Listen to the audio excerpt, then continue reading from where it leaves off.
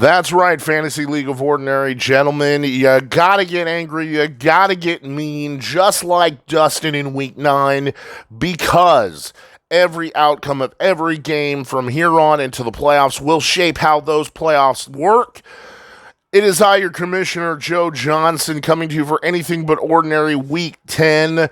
You already know what to do. Throw me up on the big screen. Appreciate it, Gilby. Turn up the radio in the car. Kick everybody else out of the room. Don't kick everyone out of the car. Maybe if you're stopped, okay. Not if you're on the highway. Could be dangerous. If you do, tuck and roll. But we are going to break down what happened in Week 9. We're going to preview what happened in Week 10. Real quick, like and subscribe. As always, we appreciate you. We hope you're enjoying everything. If you're new, welcome. But you may notice a little raspiness in my voice, not feeling well. So without further ado, I'm going to dive right into it. We're going to start. Game 1 gave us Dustin Warren, Jack Little Raven, and Dustin. We already alluded to it earlier. Did exactly what you needed to do to stay alive. Had you lost, it would be a mathematical certainty that you would have been disqualified from the championship bracket. But this win, it's the highest scoring total in Week 9, and it absolutely keeps your hopes alive. Unfortunately, Jack, 96 points. Not horrible, not great. You definitely want to be scoring more, but at the end of the day, really the linchpin here, wide receiver 2 and running back 2, just not enough going. I thought the drop-off was Zach Moss. What happened last week, it really kind of did. He was able to find the end zone, but this week you absolutely know you're not starting Zach Moss from this point on moving forward. Michael Gallup was a letdown. Travis Kelce, I don't know how, against Miami, Travis Kelce got actually shut down. They figured it out. Everybody else did okay. I mean, Dak Prescott, 28 points. Ramondre Steven, 22 points. Huge 64-yard touchdown run. Mike Evans, a little low. Pedestrian, 12 points. It wouldn't have made a difference. He even scored his average. Even Wandell at the flex, love that. 13 points. Unfortunately, it just wasn't enough to get you a win. Dustin, all cylinders firing. The stack with Amari Cooper doing exactly what you wanted it to do, and for another week in a row, Cole Kmet killing it, absolutely destroying 2 touchdowns. Even Miles Sanders, 9.1 points, and I do feel like, Chuba's still the number 1, but they paid a lot of money to Miles Sanders. They made a big hoot and hollering about, how much they're going to use him and how good he is. So, yeah, as long as he's getting these 9 points, and with who you have, you're going to start him. Again, Amari Cooper, 24 points. Deshaun Watson, 18 points. Brian Robinson hit double digits. Scary Terry, double digits. Again, Cole Kmet with those 2 touchdowns, 23 points, absolutely killed it. The defense for the Chargers, even more so, shutting out the Jets. And Zach Wilson's hot garbage. 26 points. Nothing was coming close. So a great win, Dustin, to keep your playoff hopes alive. Keep it going. I have seen plenty of people make the playoffs from being dead last. Plenty of people. You can do it. Jack, you fall to 4-5. It's your second loss in a row. Definitely looking to get on the right side back into the W column in Week 10. Our next game is Josh Johnson and Chandler Taylor. Chandler, I had you in this game. Not that the scoring is horrible. 97, much like Jack. You'd like to see it to be a little better. But Josh, a big win. This helps you really, really, really stick in the middle of the pack here, not dropping to 3-6, staying at 4-5. Chandler, you also dropped to 4-5. Josh, I'll say 2 wins in a row. Chandler, 2 losses in a row after this game. Josh, we'll start with you as Derek Carr manages to get 16 points. You'll take it. Antonio Gibson and Jerick McKinnon both hit double digits. Can you believe Jerick McKinnon actually got a touchdown in this game? He's been such a desperation play for you. 12 and 10 respectively. Devonta's Devonta Smith gets 14. Tyler Lockett, a subpar 6. Hawkinson gets a little banged up in this game, but before he does, 13 points. JSN, 12. No touchdown, but plenty of yardage and receptions. Atlanta's defense, even though Arthur Smith is a stooge and absolutely sold this team down the river the last 2 weeks, still managing. The defense is fantastic. 8 points. Gay, the kicker, 11. It's 105, and it's just enough. 9 points to stave off Chandler this week. Josh Allen doing exactly what he needed to do for you, Chandler. James Cook definitely worrying. I mean, can you believe that James Cook is 8th in overall yards as a running back this year, but drops to 17, 20, something like that when it comes to just overall fantasy points? A.J. Dillon with Aaron Jones, who looks like he's returned to form. We'll see. Just been a kind of a rough year, but A.J. Dillon to nothingness. I mean, I guess you'll take the 5 points. Stephon Diggs with the stack with Josh Allen has a great day, 22 points, D-Hop 10, I like it.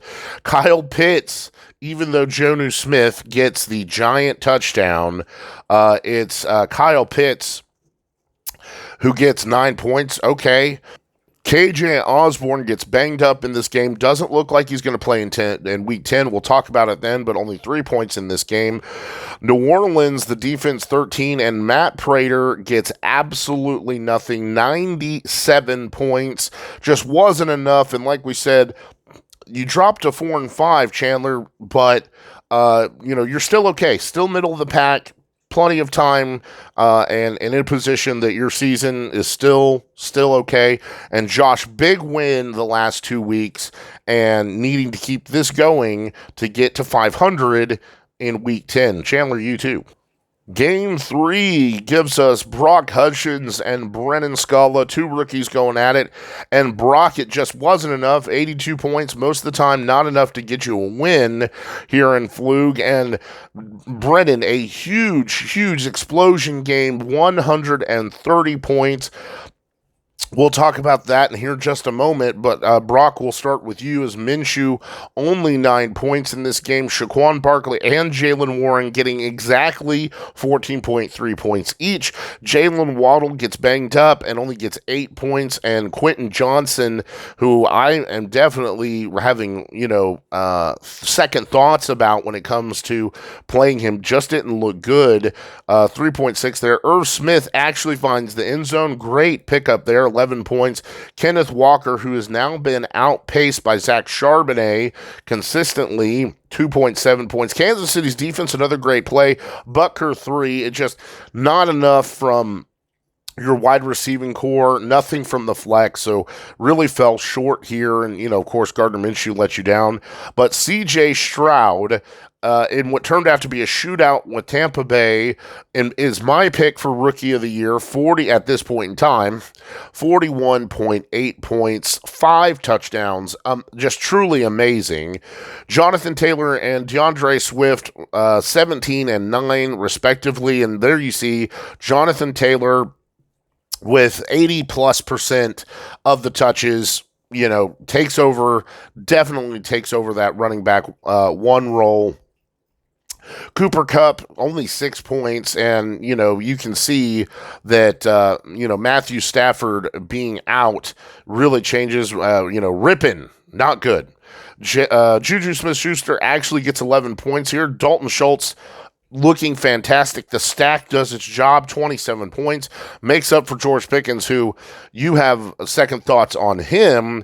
Deontay firmly in the wide receiver 1 position in Pittsburgh. And I also would think that, I don't know if Kenny Pickett can really spread the ball around. So, George Pickens was great. Now he's not, and it's not necessarily his fault. But, I'm really questioning starting him. Seattle's defense only goes negative on you, and Young-Ho Koo, 19 points. It doesn't matter that your defense went negative because it's 130 points. It was a big win You absolutely needed this win, Brennan. Brock, you end up being 5-4. You're still on the right side of 500. Brennan, 3-6. Super, super important win, and keeps you in a much better position in case you do have to absorb a loss or two coming up. And it really isn't or two anymore. It's absorb a loss really at this point in time if you have six losses. So, Brennan looking to keep this production and winning form into week 10. Brock looking to get back in form. Game 4 featured myself, your commissioner, Joe Johnson, taking on one of the cheesy, badgery bastards of Wisconsin. Man, doesn't that sound like a interesting title? I like it. But yes, Luke Gilbertson. And Luke, you said that everyone I brought in to replace those that left were bad, yet you've lost to 4 of them, including the worst person in the league, who is the rookie. You have 6 losses. I understand, yeah, you've got like 1,000 points scored against you, but, it doesn't really matter when you tell me that, Travis Etienne being out, Amon St. Brown being out really changes anything. Had you had them, and they had their average, you still lose this game. So, really, your 3-6 isn't surprising to me. It actually really sucks. You have had some very disappointing high point losses. It was just not enough production going on here. We'll talk about it here in a minute. Let's start with my team, as Herbert does exactly what you needed to do, Luke, needed to do, and that was get 7 points. Arthur Smith, and I don't want to rant. You already know how I feel about Arthur Smith, but I am saying it right here, right now. Arthur Smith hates fantasy owners. Arthur Smith this is intentional. You lose 2 games in real NFL football because Bijan Robinson, your best player, you refuse to start. You refuse to play him. He gets 1 goal line look. I mean, that's insane. That is, you have to try to do that. That doesn't just happen. That's not game script.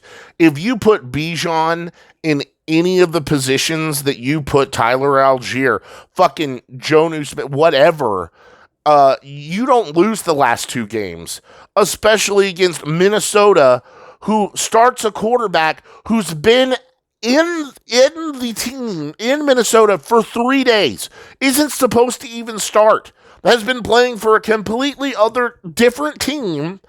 You trade him with, the end of the trade deadline looming. You make a trade.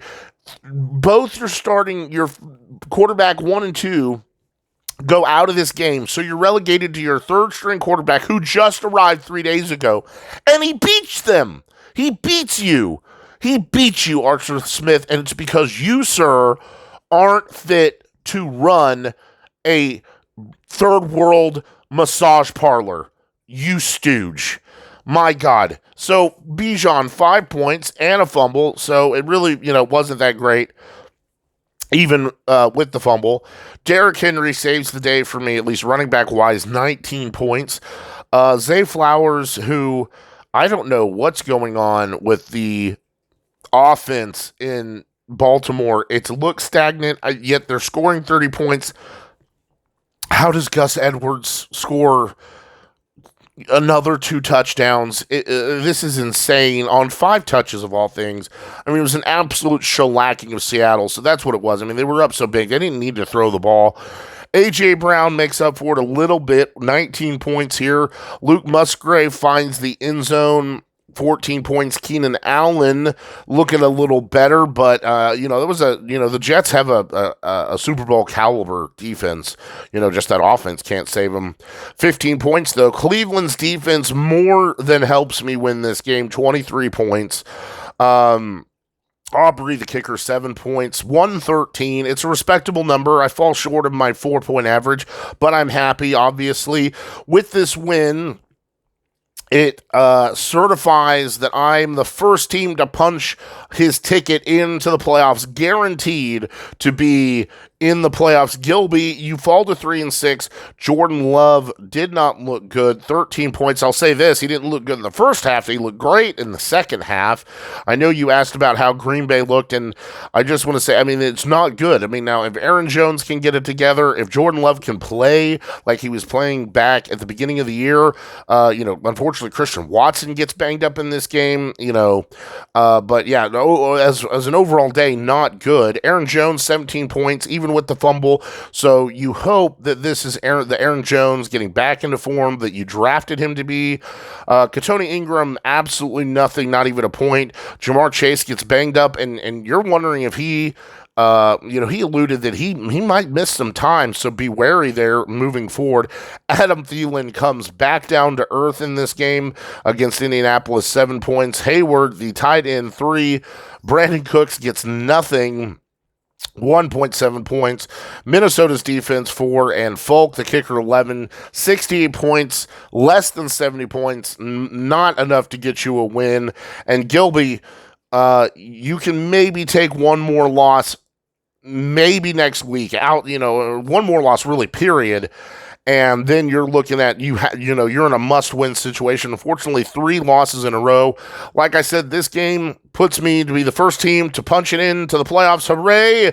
And Gilby looking to do better and get a win in Week 10. Keeping things moving, our next game, Jordan Payne taking on Evan Coles, 2 rookies in this game. And, Jordan, I had you in this game. Evan, you end up getting the win, and all the teams that needed to do something to get a win this week pretty much do it. All the teams that were in the bottom, the bottom 3 teams, Dustin, Brennan, Evan, you all did what you needed to do to get a win and keep your, championship bracket playoff hopes alive. 110-86. Jordan, Geno Smith does not look good. And, we'll talk about, his implications moving forward, but this was bad. 2.6 points, not good. Austin Eckler and Darrell Henderson, running backs 1 and 2. Eckler, great day, really helps make up for Henderson with the 5 points. You still walk away with 26 between 2. That's really good. Michael Thomas, there it is. There's that big fat 0. Been waiting for that all year. It finally happens. DK Metcalf, 6 points. Trey McBride, 5 points. So definitely coming back down to earth from the 25-point game he had. Josh Jacobs really helps you here, at least get some semblance of points, 21. Baltimore's defense, good job. Good job, Jordan. Like it. 15 points, and D-Hop 9, or excuse me, Hopkins the kicker. My God, this is what happens when you're sick and you're on fucking 5 different medications. Evan, great win, 110 points, exactly what you needed. Patrick Mahomes, not what you needed, 15 points. You'd like to see better and would have made this point total a lot higher, of course. Alvin Kamara, 11 points. Compared to what you're used to, compared to what you need. I mean, all right, with Kareem Hunt getting 9, it's a little subpar. I mean, you'll take the 10 from Kareem Hunt, I suppose. Chris Godwin and Christian Watson, only 7 points, 8 points between the two of them. You're lucky that the whole bottom half of your team goes off, because that, even with Michael Thomas getting 0, it comes close to, right where Jordan is in points. I mean, this game could have really been very, very close at a low point game, and one that didn't go your way if it wasn't for what happens here at the bottom. Logan Thomas, a solid 7 points. You'll take it. But then Gus Edwards, who again, I don't know how on 5. I mean, he was like 4th in touches. 3rd at best. I'd have to remember the total touches, but 5. Got 5 touches and somehow gets in the end zone twice, 17 points. Indianapolis's defense gets 2 touchdowns, 2 pick sixes against Bryce Young, 27 points. Absolutely makes the difference in this game. You have a pedestrian day with Indianapolis's defense. This game goes in a different direction. Tucker, big day, 14 points. It's enough. 110 to 86 to get a win. You needed it. So some things going your way. And, a big point total here. You've got to keep it going if you want to keep, you basically can absorb one loss and then it's Dunsky. So you got to keep it going in week 10. And Jordan, unfortunately, you fall below 500. It's 4-5. You're still alive. Plenty of time to go. You can absorb the 2 losses compared to, other teams. So just looking to get back on the right track in week 10. 3 games left to go in week 9, and game 6 had Austin Allen taking on Aaron Felch, and unfortunately, Aaron, not one of the teams to pick up what you needed. You're still okay, though. You fell to 3-6. Austin, it's your 3rd win in a row. 6-3 keeps you in the upper echelon and hopes alive for a higher seed for the playoffs. Still a lot of time to go, but we'll go ahead and break it down. Keep it in good form. 123 points. You'd love to see it. Joe Burrow looks, like he is back, and this is the Joe Burrow you want to see. Pacheco, 6 points. I mean, this is kind of what I would expect from, a Kansas City running back. He's averaging double that. So he does fall short of expectation. Jerome Ford, okay, 12 points. You still see that Kareem Hunt was the secondary back once Ford was back. Puka Nacua, 6 points, but with Rippon, it's not happening. Carson, we know now that Carson Wentz will be going there, and I think that really changes the outcome for Puka. We'll talk about it in week 10. T. Higgins, 19 points. There you go, with Jamar Chase getting banged up. And the stack, that's what you traded him for. Njoku finds the end zone, 12 points. Love it. Deontay Johnson finally gets a touchdown after over a year with nothing and has cemented himself as the number 1 wide receiver in Pittsburgh. Las Vegas's defense gets 18 points, and Elliott, the kicker, 4. It was a great win here. And again, 99 points, Aaron. Not a horrible outcome. You'd like a little bit higher here, obviously. Will Levis, not the week that he had last week, 8 points. Rachaad White and Chuba Hubbard really make up for it, though. Between the two of them, 37 points. The volume with Rachaad White is just fantastic, and I almost regret not drafting him. He was on my radar, but I just didn't know how this Tampa Bay offense would work out. I was much more optimistic about the passing than the rushing. But yeah, what a volume play and pick in the draft there, Aaron. CeeDee Lamb, great day with, nobody else was really getting anything except for, maybe Ferguson there. But yeah, this is the CeeDee Lamb you drafted. Romeo Dobbs, 6. Considering Jordan Love's play, you'll take it. Tyler Higbee, goose eggs you. So, this could have been a little closer. I don't think it would have made a difference if he even had a good day. Garrett Wilson's still able to find double digits here. The Giants' defense, -1 point, so that makes that a 19-point defensive swing. Look at that. That's enough to bring this game within to just a couple of points, and then had Tyler Higbee done his thing, you win this game. McPherson, the kicker, and just not enough, Aaron. You're going to look to get back on the right side. You can absorb one more loss, but man, you've got to find a win in week 10. And Austin, having a great rookie season, 6-3. Keep it going into week 10.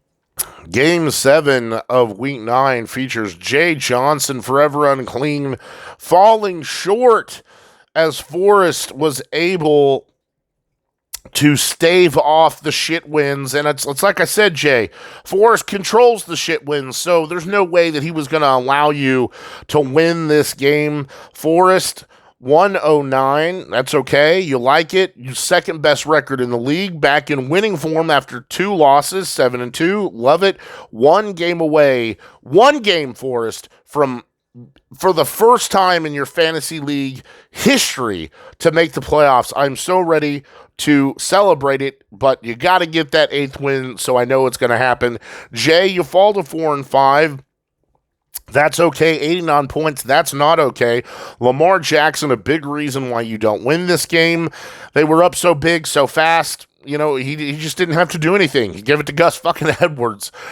Joe Mixon does exactly what he needed to do. Helps make up for Royce Freeman. 20 points. Unfortunately, it only averages 10 apiece. That's not good.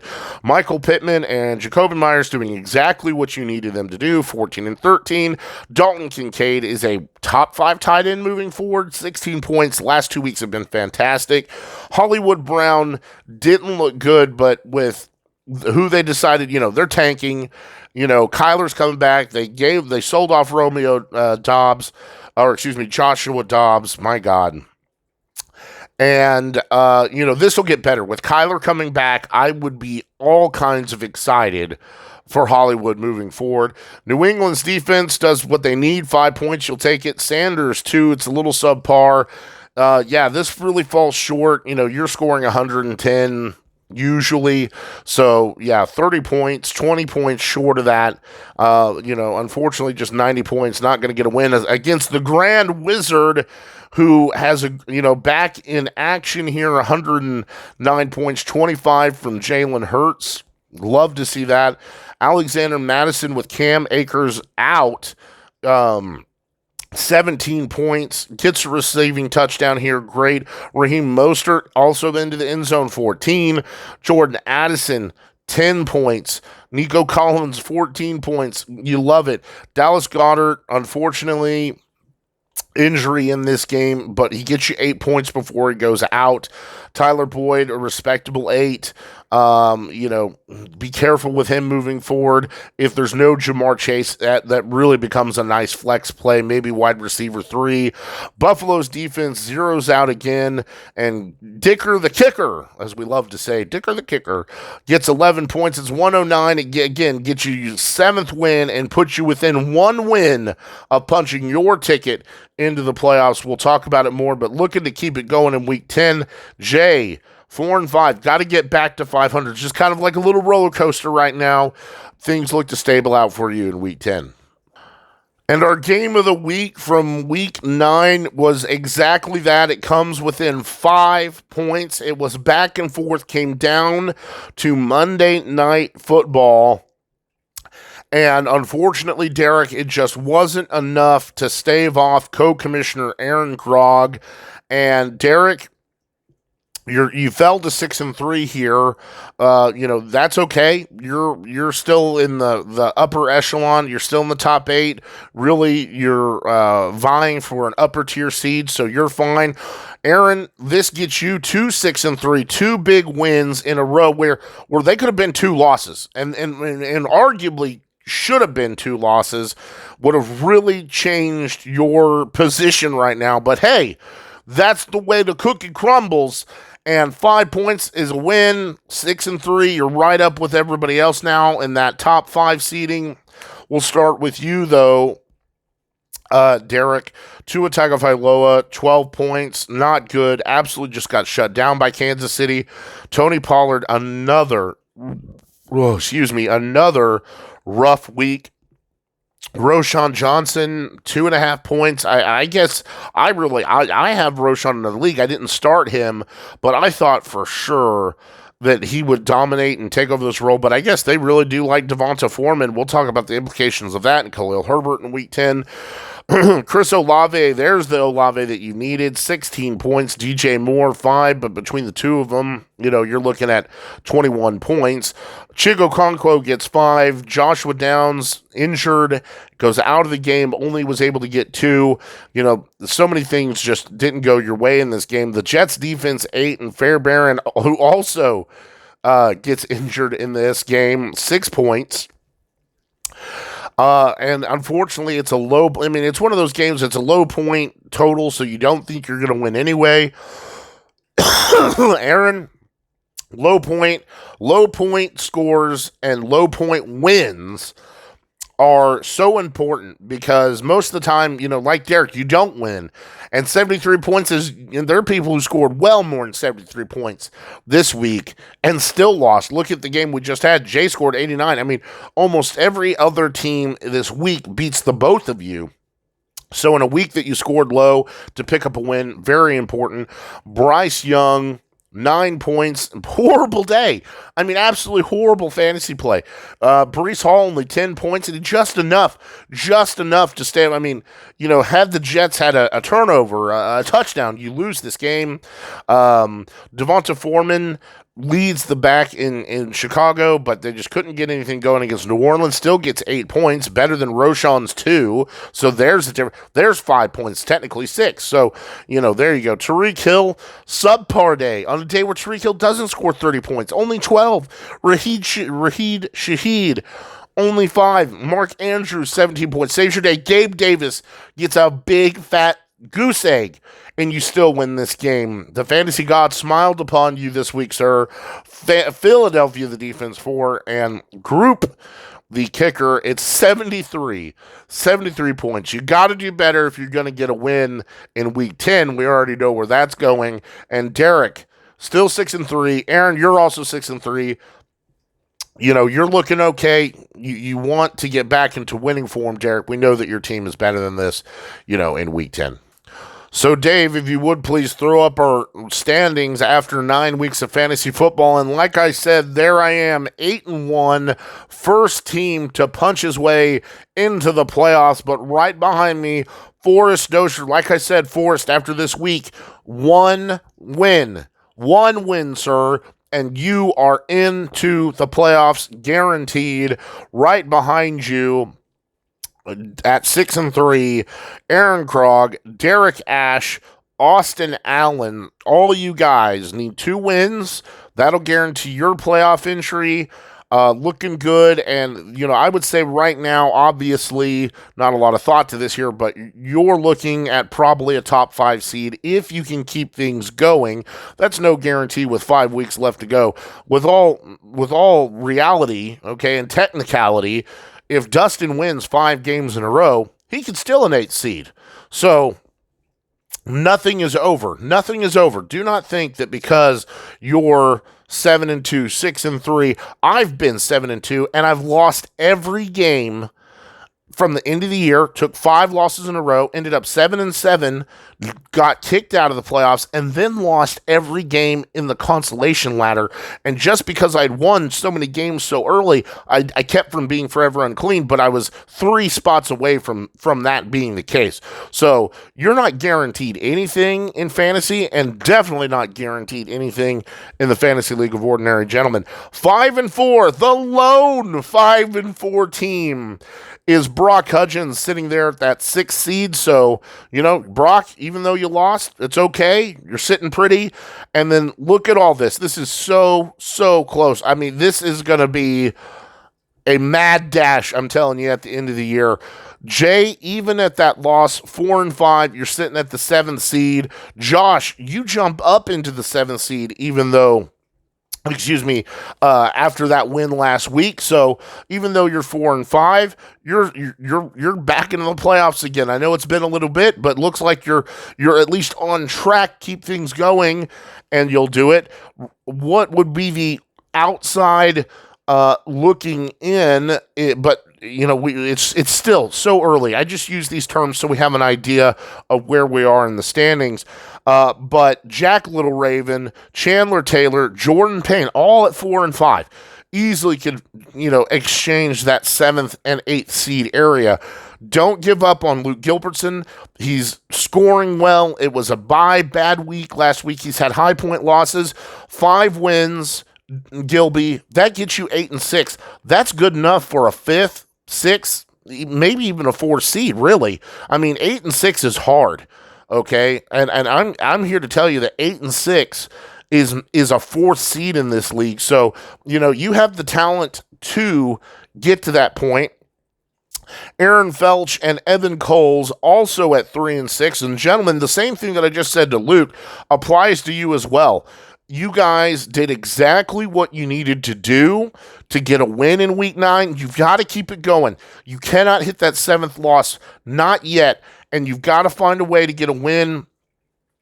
And you've got to keep it going, and 5 wins, 8-6, 8-6. I mean, 4 wins, 7-7. 7-7. It's enough to steal an 8 seed. If you've got the tiebreaker, look up here. Who have you beaten? Who have you lost? And who's sitting at that 7th and 8th seed right now? Have I beaten Josh? Have I beaten Jay? Can I steal a seed from somebody? And then Dustin, don't count yourself out, sir. If you can score 140 points, you can get wins. You cannot take a loss. This is the wall. Mathematically, this is the wall. If you lose one more game, you're out, and it gets worse.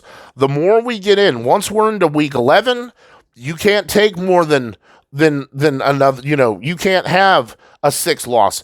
There is just gets to a point where taking a loss, being between 5 games, 4 games, 3 games down, is going to keep you either from getting a higher seed or even making the playoffs. So right now is whatever I have to do to get a win. And if that means maybe taking a risk on a boomer bust player, but it's a good matchup this week.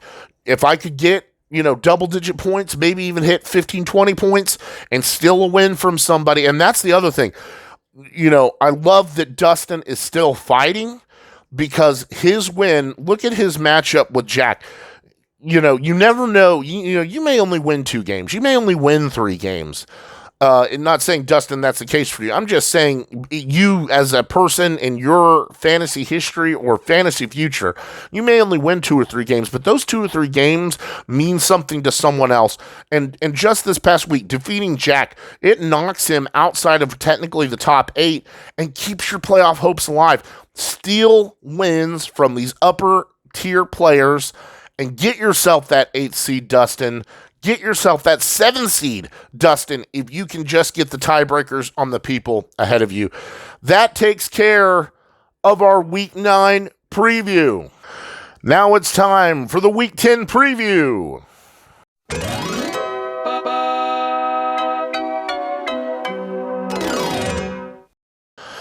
So it's Week 10. As I said at the beginning of today's episode, we end the middle part of the season. It's divided into 3 parts here in FLoOG. You have the first 5 weeks, the middle 5 weeks, and then the last 4 weeks going into the playoffs, where, of course, we play for the last 3 weeks. We do not play Week 18. We'll talk more about that when it comes playoff time.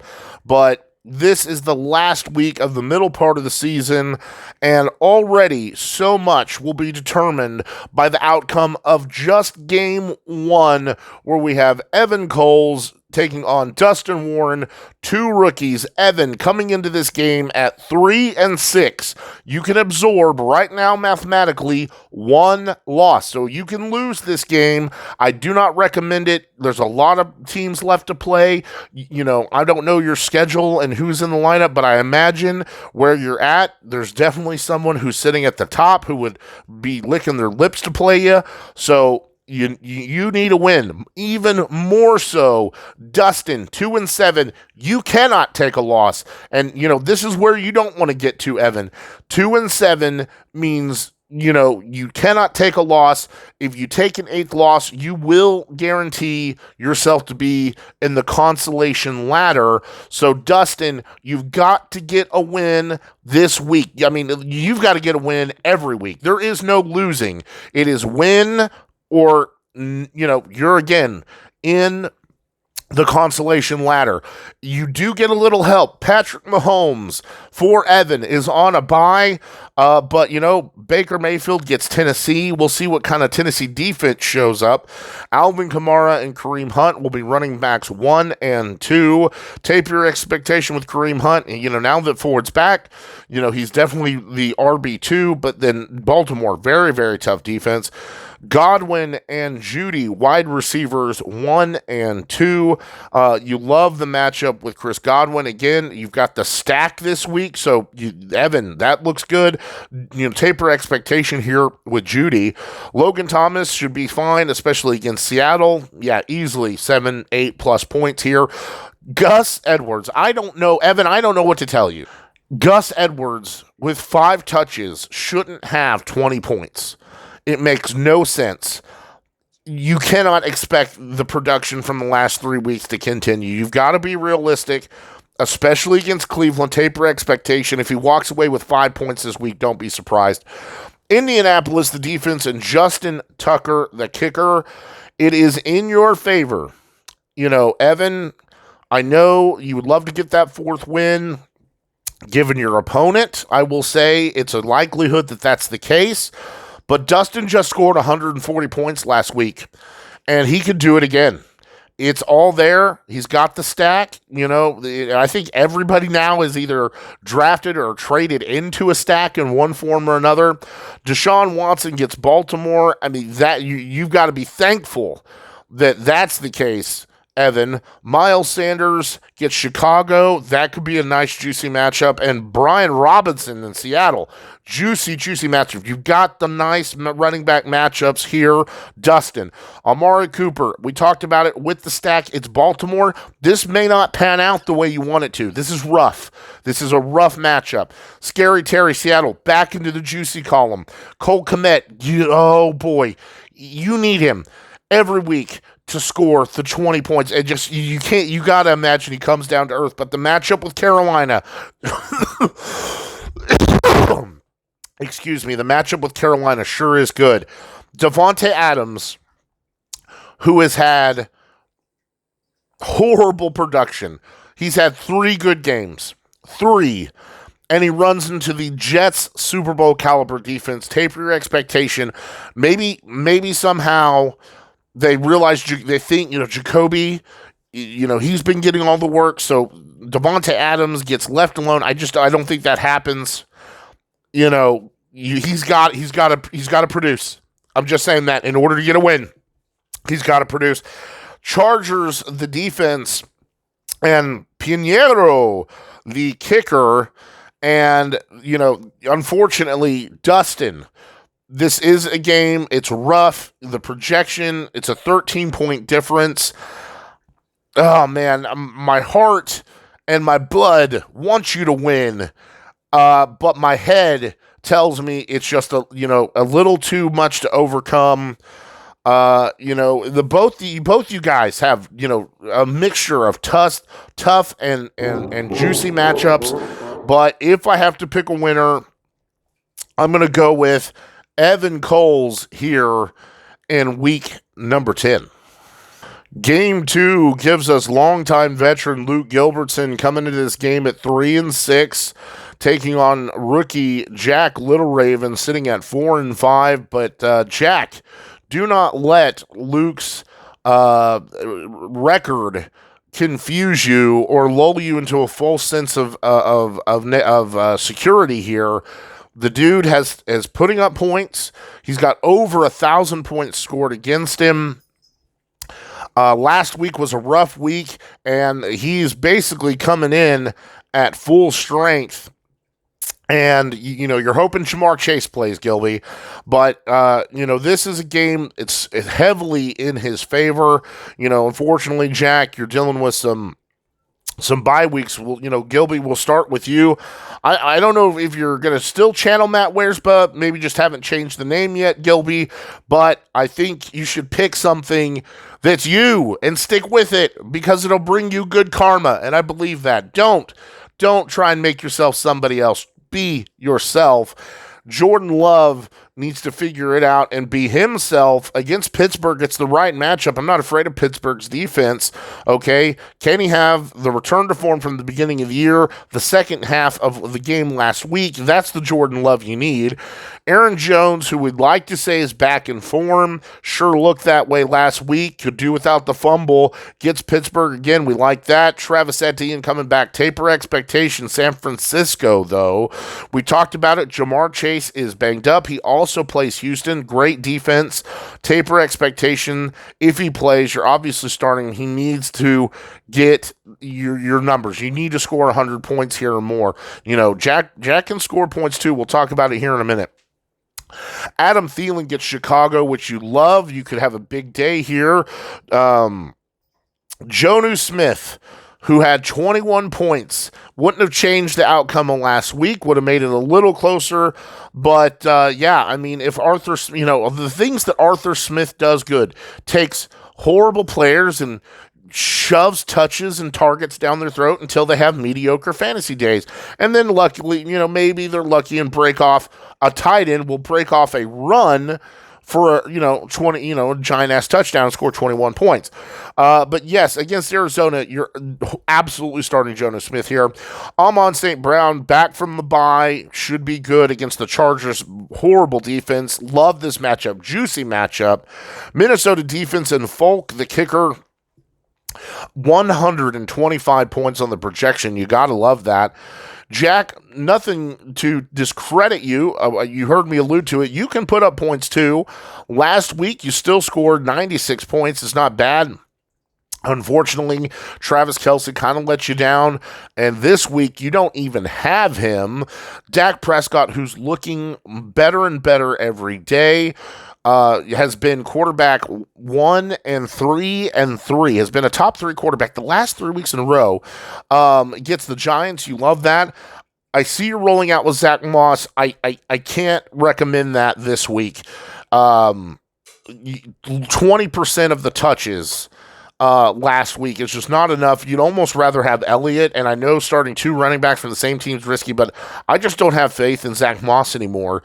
And then watch you decide to bench him, and he scores 20 points. I'm just saying, I think it's too risky, and you don't want to take a loss. You don't want to take a loss here and get a 6th loss. Ramondre Stevens, Indianapolis, you saw what happened last week, how good Indianapolis defense was. Now, that had a lot to do with the Carolina quarterback play, but still stingy. Mike Evans, Michael Gallup, wide receivers 1 and 2. You need the stack. I like the stack here. Michael Gallup with the Giants, yeah, it could be good. So, you need a stack here to compete, and competing against someone who doesn't have a stack but has very good wide receiver play. George Kittle will come in, and unfortunately it's Jacksonville type of expectation, but I've always felt that the tougher a matchup is, the better it is for a tight end. Lots of checkdowns, so George Kittle could have a very nice day here. Wan'Dale Robinson, who was able to score double-digit points last week, gets Dallas, so maybe taper expectations a little bit, especially if DeVito is the quarterback. I mean, they're just going to get after him, so maybe thinking about that flex play a little bit, and what options, maybe waiver wire could help you here. Dallas, the defense, and Tyler Bass, the kicker, it's 96 points projection-wise, right where you were last week. Again, taking a loss here doesn't do anything to remove your championship bracket hopes, but it makes things really tough moving forward. Again, no Kelce, and then Gilby. You take a loss here, it puts you up against the wall. 7 losses. That's it. Can't lose anymore after that. So, if I have to pick a winner here, which we all know I do, it looks like it's just a little too much to overcome this week, Jack. A loss you can absorb, but not one you want to take, and Gilby, a much-needed win here in Week 10. Give it to me. Game 3 of Week 10 features Aaron Felch and Forever Unclean Jay Johnson. And Aaron, if you notice a stench for your game this week, it's not all that Wisconsin-y cheese that you guys have such an abundance of. No, it is Jay Johnson coming to poop on your parade. And I will say, Aaron, James Conner has finally looks like he is going to come back and play. I know that's still yet to be 100% confirmed, but it does look like that's the case, so he'll definitely be coming in. We know we'll have a running back change here. Unfortunately, Jay's still dealing with the Justin Jefferson injury, although he looks like he's going to come back in the next, at least 1 or 2 weeks here. At least right now, Aaron coming into this game 3-6, looking for a big win from last week, especially trying to bounce back. You don't want to be put up against the wall. You don't want to be at that 7th loss, which puts you in a must-win situation just to get to the playoffs, which then becomes a winner-go-home situation. Jay, sitting a little better, have a better cushion, 4-5. You can absorb a loss or two right now, but you don't want to be put into that position. This game, it's not necessarily close. Again, this could change a little bit because of Aaron's running back situation. We'll go ahead and dive into it. Will Levis, you need the Will Levis of 2 weeks ago, and I don't think you're going to get it against Tampa Bay's defense, which is very good. Taper big expectations here in this game. Rachaad White and Chuba Hubbard are running backs 1 and 2 right now, but if James Conner is relegated to come back, then you know for a fact that you are going to start him, and I imagine over Chuba Hubbard, which I think is the right play. Rachaad White, Tennessee matchup, you love it. CeeDee Lamb and Romeo Doubs, wide receivers 1 and 2, and both juicy matchups with New York Giants and the Pittsburgh, respectively. So, yeah, I love that. Could be. Obviously, you're going to be searching for a new tight end this week as Tyler Higbee is not going to be playing. Garrett Wilson comes against Las Vegas, so you like that matchup, and if he can get into the double digits, last week and the week before, then he can get into the double digits against Las Vegas. I like this matchup. The Giants defense, which I don't like, I think you should definitely be on the lookout there. And McPherson, the kicker, it's 93 points as it stands. If James Conner comes into this game, I imagine you'll be close to 100. You'll pick up a tight end, maybe swap a defense. So I see this, you'll get 104-ish, here. It still will put you within, 8 to 10 points of a projection, but still on the losing part of that projection. Jay, big stinky win needed this week. Much like everyone else that's 3-6, 4-5. You have a playoff seed right now. You don't want to seed it to someone else, and you want to keep it going. And you can take those 1 or 2 losses, but you don't want to be put into a position where you can only take 1 loss, and then looking at taking a 7th loss, being put up against the wall. So Lamar Jackson against Cleveland has got to have a better game than he's had lately. He needs to be the Lamar Jackson that you drafted him to be in the 3rd round. Joe Mixon looked great last week. He's got to keep it going against Houston, taper expectation, and Javonte Williams. Unfortunately, Buffalo being 2 tough matchups here defensively. Michael Pittman and Jacoby Myers, who have been the shining focus of your team here. My God, I'm all blah, blah. New England and the Jets, more tough defenses. Dalton Kincaid gets Denver. Which Denver defense shows up? Is it the one that beat the Chiefs? Then I'm definitely not expecting Kincaid to have a 15, 20-point day. Hollywood Brown, if Kyler Murray, which it does look like Kyler Murray is going to play. Yeah, Hollywood Brown, I love it. Atlanta's defense is middle of the line, but with a Kyler Murray at running the helm, I'm loving that. New England's defense and Micah Manus, the kicker, it's 112, but this could be a lot lower, Jay, this could be a lot lower if these matchups just don't go your way. Some very, very tough matchups in this game. So, again, both these teams want to get a win. Jay, you want to get to 500. Aaron, you do not want to take a loss here to put you up against the wall. But even with these tough matchups, Jay's averaging 110 points. He dropped a little bit because of last week's loss, but it's still right about that. And I think it's like 107 now. And just, is James Conner going to play? If he doesn't, you definitely don't like Chuba Hubbard here. Maybe he gets in the end at Chicago, but then wide receiver 2 is a little bit. What tight end are you going to bring in that isn't going to goose egg you? You do have the better matchups. I'll give you that, Aaron. You could get above your projection. Jay, you could fall below your projection here. Oh, what the hell? Give me Aaron Felch in week 10. And, Jay, prove me wrong, but it's just some tough matchups here, brother. Our next game will feature Chandler Taylor and Jordan Payne, 2 rookies, both sitting at 4 and 5. These two are right there, neck and neck with each other. This will definitely have some head-to-head seeding, depending on win and loss here. Chandler, 3 wide receivers on a bye week this week, so you're definitely playing without some strengths, but your main triple stack is there. Again, we talked about it with Denver. What Denver defense shows up? Jordan, Darren Waller's on IR. Khalil Herbert is set to come back. We'll talk about that here in just a moment. I'll lead off here with Chandler, Josh Allen. Again,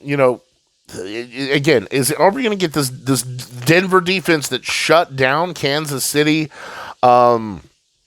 Maybe. We'll see. It's not what I expect. You certainly hope that it's a big time, you're back into the 20s, mid-20s, what you want. James Cook, I don't know if he's going to get this 14 points. I think that's a generous projection, not only the matchup with Denver, but, Leonard Fournette's eligible to play. Latavius Murray's cutting into his time. This is a 3-headed nightmare that I, didn't expect him to be in, but, it's not good, and you're hoping that he's still listed as the number 1 back. You need number 1 production here, and I don't know if you're going to get it moving forward. A.J. Dillon, touchdown dependent. Can it happen against Pittsburgh? Sure. Stephon Diggs and the stack really need to produce here. DeAndre Hopkins, stingy matchup with Tampa Bay. Kyle Pitts who in the Arthur Smith roulette of plays will wind up with the points this week? Will it be Kyle Pitts? Will it be Bijan, Tyler Argelo, Cordell Patterson, Jonnu Smith, Drake London? We don't know, because I don't even think Arthur Smith knows that. And dude purposely hates fantasy. Fantasy people, fantasy game. Dude is an ass. KJ Osborne banged up. Doesn't look like he's going to play, so you'll be looking for a new flex play. That'll, I imagine that flex play will give you 6 to 8 points. So you're looking at maybe bringing this game within 3 points, still on the losing end of the projection. New Orleans, the defense, and Prater, the kicker. It's going to be close, Chandler. This is going to be both of you are very evenly matched. Jordan, I do think you kind of have an edge here. Geno's horrible. You're a fool for not trading me Deontay Smith to get Brock Purdy. You had other wide receivers that could. I know you traded around, so several of the players we're going to talk about are on a different team. I will say, this is a good example. The trade that you made with Austin today, okay, you both need wins, you more than Austin, but it's like, I need to do something to guarantee that I, get a win this week, and it's a tough matchup. So I applaud that. Austin didn't need the win as badly, but he wants to guarantee himself one of these upper seeds at the cost of a little, maybe giving up a little bit to ensure that. I don't think it was a horrible trade. I don't think it was a great trade either. But I feel Jordan got the benefit here. But with that being said, I like the mindset. Got to get the win this week. What can you do moving forward? And both of your teams are still very viable. So, again, keep in mind some of the players you see on Jordan's the image here have changed. But you're back to Geno Smith. You're a fool for not getting Brock Purdy from me.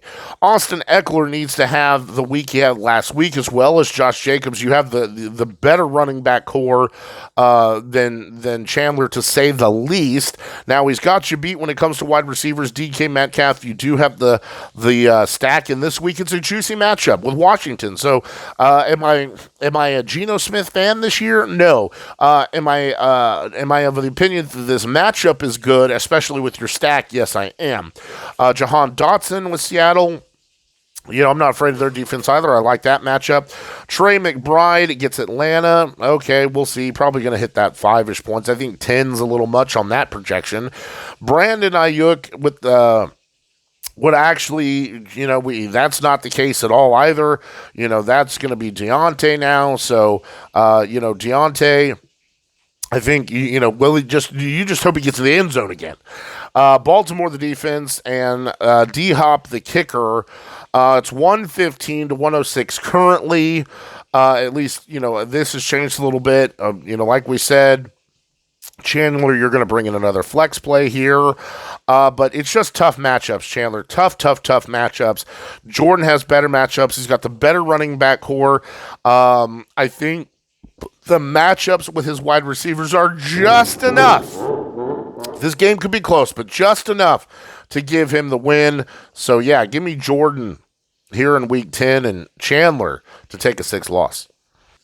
Game 5 is probably the closest game of the entire week. And I don't know if it'll necessarily end up that way, but it's within 3 points. Brennan Scala, rookie, taking on longtime veteran Derek Ash. Brennan, you're coming into this game 3-6. Big win last week. You've got to keep it. We've talked about it. I don't need to repeat it, other than to say you do not want to take a 7th loss this week.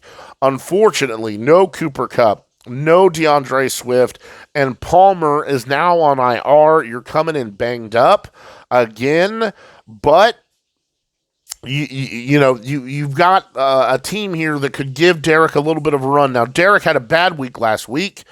He's dealing with a little bit of a bye and injury himself, but for the most part, clearly just on the record alone, can put up the points. And I think this 103 can be a lot higher. We'll talk about that momentarily. Brennan will focus on you. CJ Stroud, unfortunately, gets Cincinnati's defense. The whole team, offense and defense, has stepped it up for Cincinnati. And I would not, you're not expecting a 40-point game, but you sure need a 20-point game. Jonathan Taylor and Najee Harris, running backs 1 and 2. Jonathan Taylor should be fine, but Najee against Green Bay, he has to get into the end zone. Especially compared to who Derek's going to throw up against you.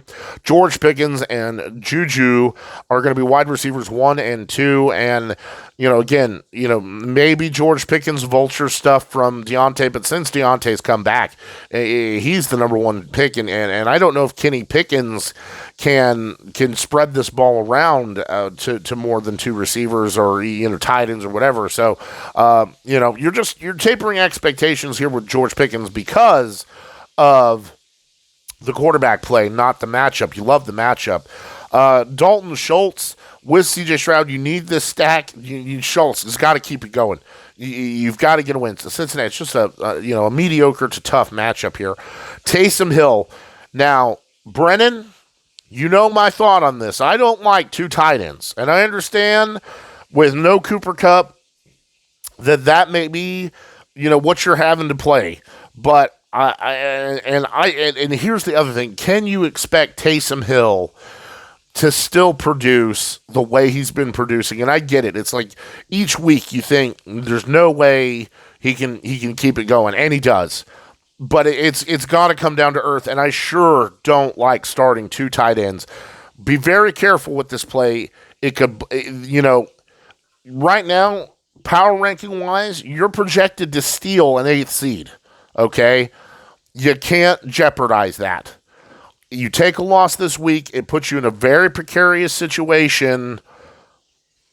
I just really hope that starting 2 tight ends isn't going to be the end all be all of you running into another tough matchup in the next 4 weeks. Pittsburgh, the defense, and Young Ho Koo, the kicker. With this setup, it's 100 on the projection.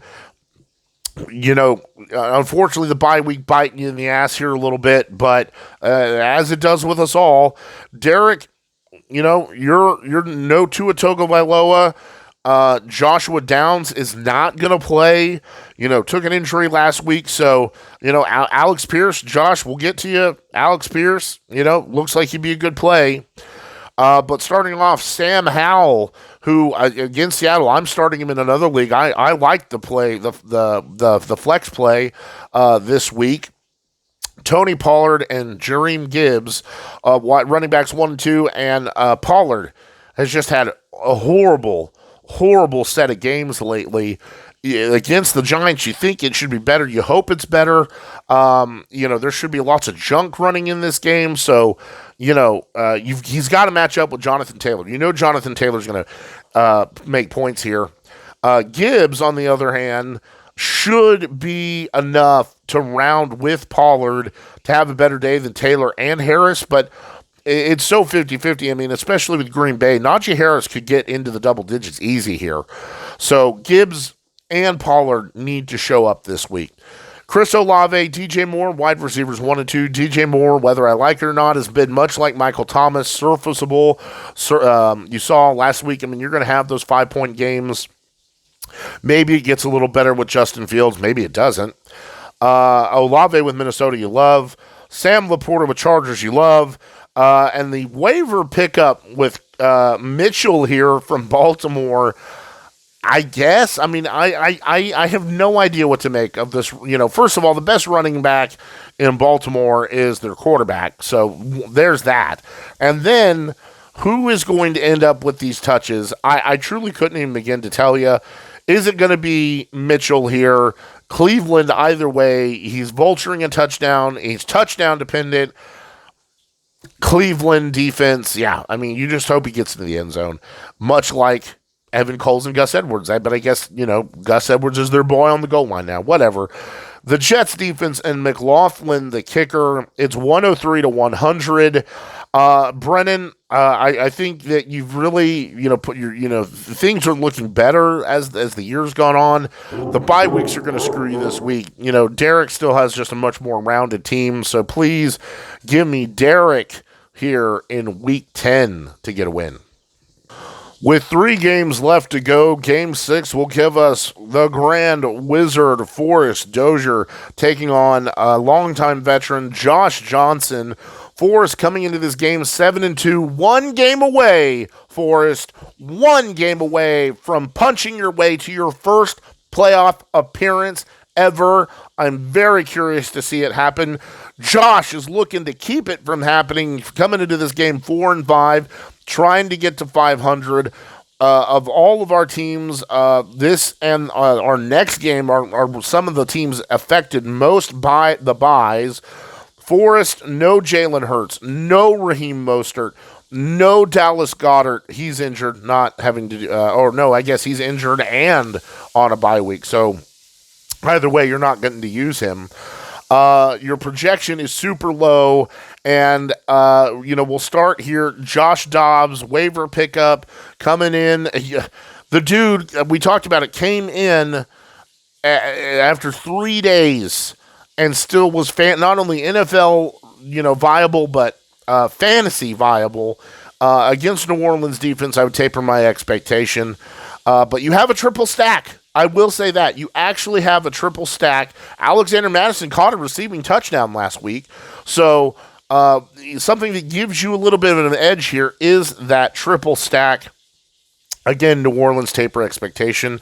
Justice Hill, you're right there in the committee of running backs that Baltimore has. Kenny Vulture a touchdown here. You hope so. Jordan Addison with the stack with Dobbs. Looked great last week, and you want to keep that moving forward. Nico Collins, wide receiver 2 against Cincinnati. We talked about it with the other matchups. What Cincinnati defense shows up here. Love Ferguson as the tight end play here with the Giants defense. Great. Debo back from his injury. He's still listed as questionable, but all signs point to him starting against Jacksonville. Maybe do they shadow him more, and then this will be more of a Brandon Ayuk day. Austin Allen sure hopes so. Buffalo's defense and Dicker the kicker, my God. It's a low point projection. It's only 84 for us, and I think you could be worse than that this week. It's just bye weeks are just the worst to try and come up with a win. Josh, you on the other hand, no Devonta Smith, and that's about it. You're coming in 4-5. We talked about it, trying to get to 500. Derek Carr, I think you should look to a different quarterback this week. Derek Carr against Minnesota, I mean, maybe, but I think you can do better quarterback-wise. CMC is back from his bye. and he runs into Jacksonville, so they can be stingy. But we already know San Francisco put up a lot of points. Antonio Gibson needs to hit double digits again. Absolutely has to do it if you're going to get a win here. I'll say this. You shouldn't say that. He doesn't have to do it. This is a pretty good chance you walk away with a win here just because of how much Forrest is dealing with buys. But he's got to outpace Justice Hill, and they're both pretty much in the same category for me. Tyler Lockett and JSN, wide receivers 1 and 2, looking to get everything in the air against Washington, which is, their defense is horrible too. So, this could be a double-digit day for both these guys. Hawkinson banged up. Looks like he's going to play, but just keep in mind, you may be looking for a new tight end, maybe. But either way, Hawkinson getting New Orleans, and, Forrest, you don't like throwing to, his team, and Hawkinson right now, I would argue, is number 1 target, maybe number 2 behind Jordan Addison there. It definitely changes with no KJ Osborne. Alex Pierce, who will hopefully fill the Joshua Downs role and get back to what he was doing last year and scoring that Joshua Downs 13, 14 points. You're going to need it to match up with what I think is Forrest's overall better wide receiving core. Atlanta, the defense, and Gay, the kicker, and Forrest, you're 1 win away from getting that playoff appearance. It's not going to happen this week. You've got too much going on bye-wise, too many important players. Jalen Hurts has been so crucial to your win, so give me Josh Johnson to get a win here in Week 10. Our Game 7 matchup is a very special matchup to myself and co-commissioner Aaron Grogg. It is a Bourbon Bowl. Let me tell you something you already know. The world ain't all sunshine and rainbows. It's a very mean and nasty place, and I don't care how tough you are, it will beat you to your knees and keep you there permanently if you let it. You, me, or nobody is gonna hit as hard as life. But it ain't about how hard you hit. It's about how hard you can get hit and keep moving forward. How much you can take and keep moving forward. That's how winning is done. Pain is temporary. It may last for a minute, or an hour, or a day, or even a year. But eventually, it will subside. In this lifetime, you don't have to prove nothing to nobody except yourself. If we played them 10 times, they might win 9. But not this game. Not tonight. Tonight, we stay with them. And we shut them down. Through adversity to the stars. From the last plane, to the last bullet, to the last minute, to the last man, we fight! We fight! We fight! We fight! We fight! We fight! So the bragging rights for who is the better fantasy player over the course of our existence here in Fantasy League are on the line yet again. I have lost the last 3 Bourbon Bowls in a row. So, and those for you who are wondering about Aaron's message, first of all, Aaron, you already know the playoffs are the playoffs. So the loss in the Super Bowl by 9 points, okay, that doesn't count. That's not a Bourbon Bowl. Bourbon Bowl's the regular season. You beat me 3 times in a row. 2 of them were really, really close. 1 of them wasn't. And here we are in a year where I have a better team. Unfortunately, you're dealing with a lot of buys. The projection is not good. No Tyreek Hill. Matthew Stafford's out. Kyron Williams still on IR. So some big holes on your team. Your defense also on bye. I forgot to add that in there. So, there's some holes, unfortunately, for you this week that may just guarantee the win for me. But that's beside the point, because the bragging rights and the liquor still go to myself. I have no A.J. Brown. That's the only person I lose this week. And I have the best team in the league right now. Not complaining about that. And I'm looking to really put it to you this week, of course. We'll start with you, though, as Bryce Young comes in against Chicago. You sure like the matchup. Now that I have a Chicago running back to kind of break down what's going on there, you have Khalil Herbert coming back. I thought Roschon Johnson would have, taken a bigger role in this offense and frankly taken it over at this point in time. But Devonta Foreman has proved that he's still a viable player both in NFL and in fantasy. So I don't expect them to just dismiss Devonta Foreman here. I expect them to still sprinkle Roschon. And, I mean, who knows how much Khalil Herbert they'll use. I imagine this will be something like a running back committee, maybe just a hot hand. So, is the matchup good? Yes. Is Devonta Foreman going to get more than 5 points? Probably not. Calvin Ridley and Gabe Davis, running backs 1 and 2. Tough matchups. San Francisco and Denver, assuming our defense does what it did last week or 2 weeks ago. And Gabe Davis, big old goose egg last week, so there's no dependency with him moving forward. I mean, he's just hit or miss. Mark Andrews gets Cleveland, taper expectations. Rashid Shaheed needs to be the boom player that you're playing him as. Against Minnesota, it could happen. Philadelphia's defense is on a bye, so you'll obviously swap them out, I imagine. Again, this will give you anywhere from 4 to 7-ish points, so again, bringing your projection to about 90. Group the kicker, and again, even with the swapping of the defense, looking at 90 points, it still puts you in a 20, 21, 20-ish point hole projection. Herbert has got to have a better game than he has the last couple weeks. Just crazy how the Jets got after, the quarterback last week. Bijan and Derrick Henry, running backs 1 and 2. Derrick Henry runs into Tampa Bay, so we'll see, but he usually gets it no matter what. Arthur Smith, who, it's not that he hates Bijan. I don't think it has anything to do with Bijan. I think I truly believe that Arthur Smith, not that this is a belief. People talk shit on Arthur Smith every day, and a lot of them are fantasy players. So I know he hates fantasy players, period. But I think that he hates the criticism, period. So anything he can do to cause consternation for just anybody who thinks that he's not doing what he should do, it's more important to him to stick it in your craw than actually be a good NFL coach and maybe take some constructive criticism and put it to some use. How else do you hand 2 games away in real life? I mean, it's insane. And then what is this? If you noticed his quote when they ask, like, why simply aren't you playing Bijan Robinson? And he goes, his impact away from the ball, does a lot for us. His impact away from the ball. What is this? Basketball? He's the 6th man?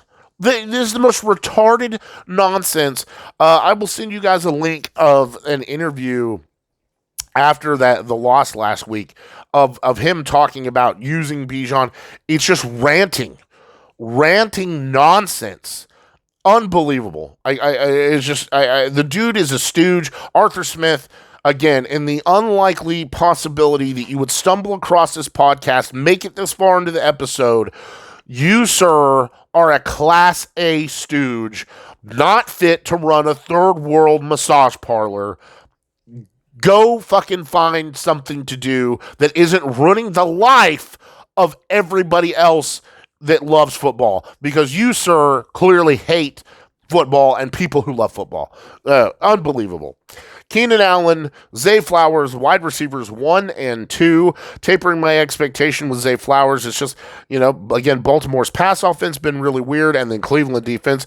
Cade Otton coming in as my running back or my tight end play against Tennessee. I like it. Curtis Samuel will be my flex since A.J. Brown is out, and I don't have Rashee Rice, or I would definitely be playing him. But I love the matchup with Seattle, and it should be a plenty good flex play. Cleveland's the defense, and Aubrey the kicker. It's 111 to 85. So, Aaron, although the last 3 Bourbon Bowls have gone your way, they will not go this way. I don't even imagine that I'll see you in the finals, okay, which I will win the Super Bowl this year. It's already preordained. The fantasy gods are very much looking forward to it. Whether you consider this loss because you're on buys or because you're not as good a fantasy owner, that's okay. Both are okay with me. Fun facts about Aaron Grock. He caught one of our friends on fire one time, was afraid of a fake frog, which was stalking him from the corner of our friend's garage, okay? Stole one of our friend's mom's panties one time because he's a perv, and that explains the trade rape, because y'all just think, oh, Aaron, he's trying to protect us and, do right by us and all this nonsense, and all he does is want to trade rape you. If you don't believe me, ask Forrest, okay? It happens every year. Okay, so he trade rapes himself into the playoffs and into finals. That's not legitimate. That's not right. On a serious note, Aaron, even though all those things that I listed did happen, okay, on a serious note, I love having you as my co-commissioner. I love you like a brother. You know that I respect your service to our country, especially in times right now where we're on the brink and you're walking the line so that we can sleep soundly. I truly do. I love you with all my heart. You still got to get the fuck off my lawn, and you're still going to lose this week. But it is absolutely next to getting into the playoffs and winning a championship in FLoOG. I do love playing our matchups, and get the fuck off my lawn. Fuck Aaron. And that'll bring us to the last game of Week 10. So, Dave, give us the Game of the Week bumper.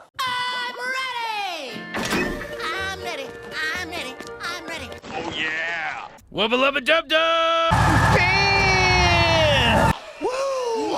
Woo! Woo!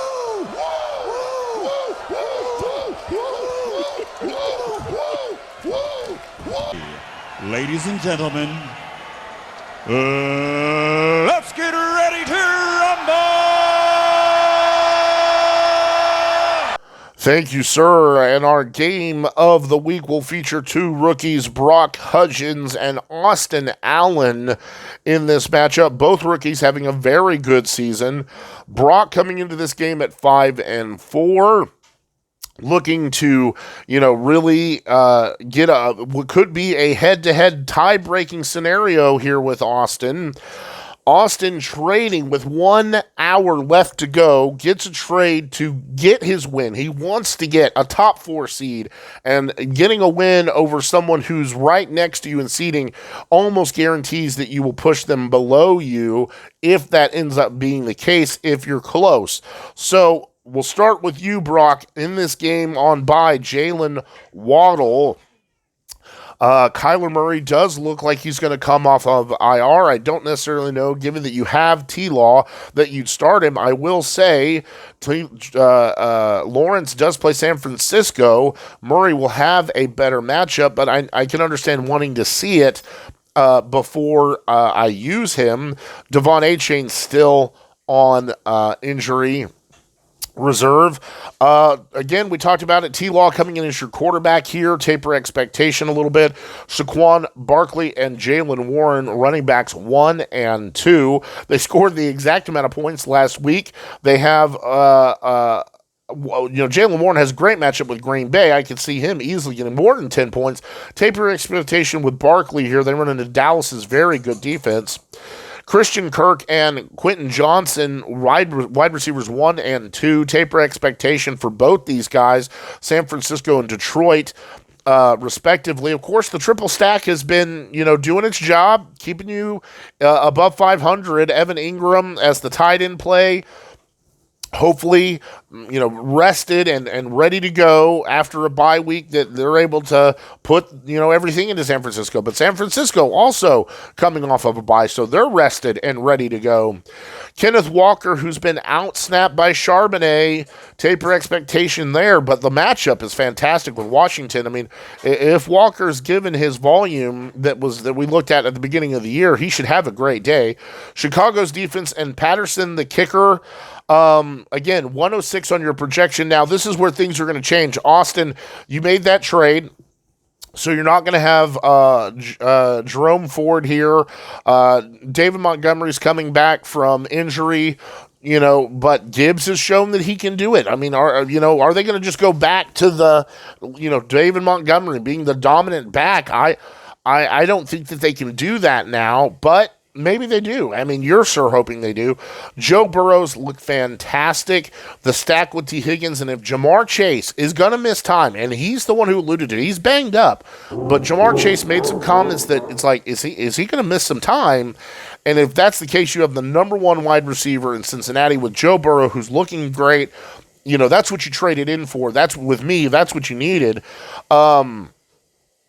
Let's see here. Brandon Ayuk comes in for Deontay Johnson. You've got a running back change here, so that could be a whole different game situation for you. Njoku, the tight end, gets Baltimore taper expectation. Singletary also not going to be a part of this matchup, I think. So there's a lot of changes, and I just didn't have time by the time I recorded this to get the pictures changed. But, this projection now very, very close. It's why I ended up making it my game of the week at the end of the day. I love my matchup with Aaron this week. It's the most important game I play in just socially, but this game should be very, very close. The implications for the both of you are huge here. Las Vegas, the defense, and Elliott, you'll be swapping out. You'll get a new kicker. But yeah, this game is going to be close. As I said, Austin, I don't necessarily like the trade that you made with Jordan. I think that you gave up quite a bit to be with, or to do what you did. This changes everything. It's super, super close. And if I have to pick a winner, oh man, this is just so tough. I hate the matchups. The San Francisco matchups, I think, are going to be the difference here, Brock. So give me Austin Allen with the last-minute trade to save his week. Lots of football and fantasy left to go, and we'll pull up the power rankings and take a look at it. I am still the number one projected team moving towards the end of the year, and look who's moved up to number 2. So even Gilby, sitting at 3-6, can make a run in the next 5 weeks to be that number 2 seed. It could happen. Now, with 8-6, maybe it's a little lower than that, but I mean, you can see the list here. It's in black and white. Aaron falls to 3. Jay, look at you, projected all the way up to number 4 all of a sudden. Jordan, you are now at 5. Brock, you're sitting at 6. And that, I just want to point out, that is putting you a win this week. So where I picked Austin, it may be picking you to win this week. Derek falling to 7, that's a little bit of a stark drop. You've been up there in the top 4 there, Derek. And then again, Brendan Scala still projected to steal an 8th seed. And Austin, maybe this is different now. Maybe now that you've made this trade, you're able to change the fact that this has you as the first team on the outside looking in.